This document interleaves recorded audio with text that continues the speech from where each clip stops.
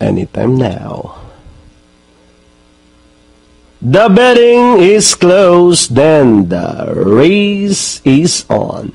To infinity and beyond, Sydney Boy moving up by the rail to take the lead. Rising Force racing in third, then followed by Guapo Po.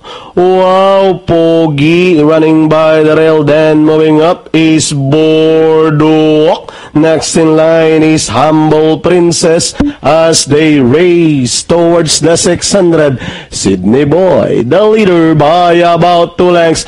To infinity and beyond, still in second. Rising Force, then running now in fourth is Boardwalk. Guapo Po as they race at a 450 with Sydney Boy still leading the field. To infinity and beyond, Rising Force, Boardwalk now rushing up down on the inside to take third, and down the stretch they go. Sydney Boy, Boardwalk moving up by the rail, moving up on the outside. Rising Force, Boardwalk moving up down on the inside to grab the lead. Running now in second, to infinity and beyond, Guapo Po. And finally, the horse of Mr. Hubert Leong, Boardwalk. Rising Force close between Wow, Pogi, Guapo Po.